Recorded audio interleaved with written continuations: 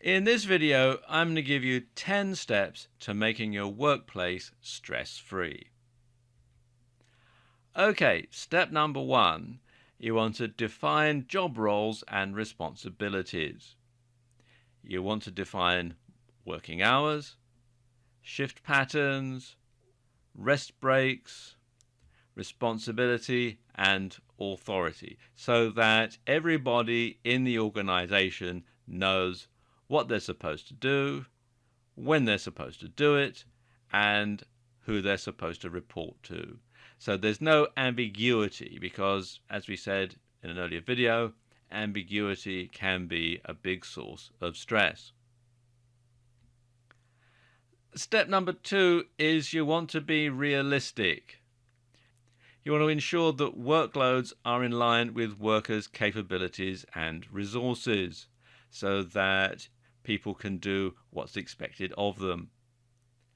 You also want to make sure that employees have the tools and resources that they need to do a good job. So you don't want someone to paint a great big wall with a toothbrush. You want to make sure that they have a nice big paintbrush to paint the wall, that sort of thing. And you want to make sure there's fair remuneration. As I was saying again in an earlier video, low salaries and poor benefits only add to the stress of working. If you're working every hour that there is, but you're not making ends meet, that can be very stressful. So you want to make sure that people have the right amount of money to do the job properly. And of course, when people think they're being taken advantage of, then this can be stressful and demotivating. If people are working very hard, but you're not looking after them properly, then they're going to think, oh, why should I bother?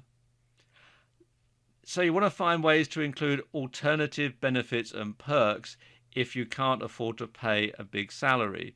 For example, lots of large corporations have sports facilities, or they might, even just throwing a decent Christmas party with lots of food and booze that the employee doesn't have to pay for. That sort of thing can go a long way, and it doesn't actually cost a great deal when you compare what you're going to get out of it at the end of the day. But also, you should pay people what they're worth to your enterprise. Don't be a cheapskate or a skinflint boss. Make sure that the amount of money that you pay them is proportionate to the amount of income that they generate for your enterprise. And step number 4 is to communicate. And you should communicate clearly and unambiguously. You want to tell people what they need to know to do their jobs efficiently. Don't leave out some crucial piece of information that they're going to need to know, because if they don't know it, they're going to do the job entirely wrong, and then they're going to have to go back and start all over again. And that can be very, very stressful. You also want to make sure that people are kept in the loop with what they need to know, so that if there's some sort of a development takes place, then people know what's going on so that they can make adjustments accordingly.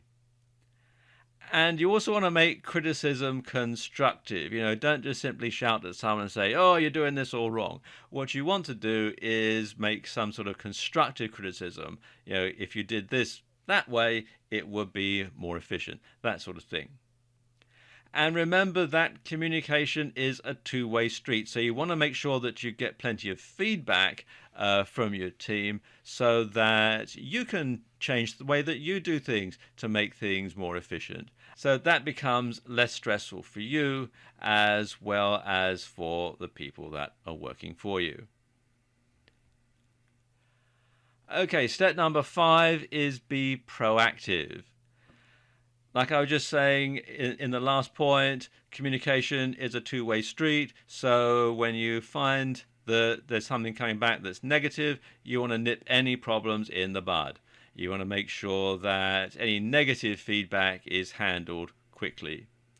Because making people's lives easier can make your life easier by return.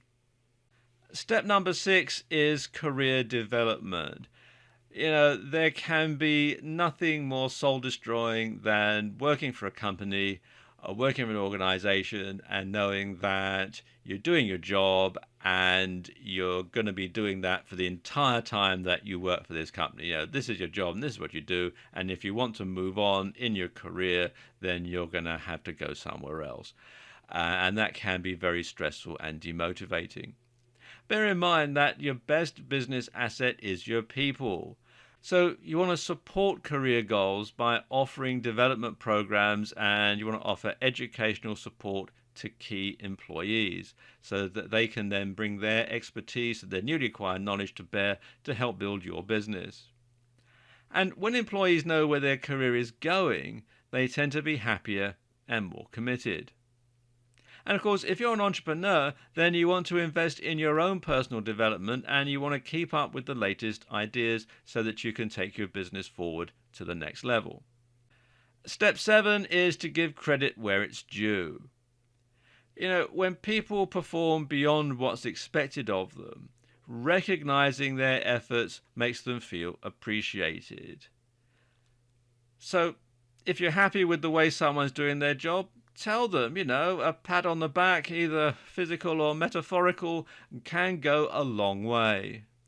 And when someone comes up with a good idea, you want to make sure that others know it came from them and not from you. There's nothing more stressful and frustrating than doing your job and somebody else takes the credit for it. Okay, step number 8 is socializing. And when you encourage employees to socialize out of hours, it helps to form bonds and create a working family. And, a sense of belonging is very important. It binds people together, and that's going to cut down on staff turnover. So, encourage employees to socialize out of hours, maybe throw a good Christmas party, that sort of thing. That can help to bind things together and help people to think of the company as more just somewhere to go to work. Step 9 is to have a good work-life balance. You want to establish work schedules that are compatible with the demands and responsibilities that your employees are going to have outside of the job. Because there's nothing more stressful than having to try and balance family life and your working life. And it can be very, very stressful because then you have divided loyalties, which goes back to what we talked about in an earlier video. And when possible, you want to establish flexible work schedules, things like telecommuting and other remote methods of getting the job done. Now, the end result of all this is you have employees who are happy, healthy, and committed to the organization. And when you cut down on the levels of stress, of course, you're going to have much lower turnover of employees. So that means you don't have to have all the expense of going out and hiring someone to fill a job from someone who's quit because they simply found the job too stressful. And finally, step 10. You want to innovate. You want to keep abreast of the latest ideas and you want to encourage employee input. Make your business one that people want to work in because it's interesting and exciting, and you'll find that the employee stress levels go right down. Or if they don't, it'll be stress levels of good stress rather than stress levels of bad stress. And of course, a happy workforce is a more productive workforce, and that of course is better for your bottom line.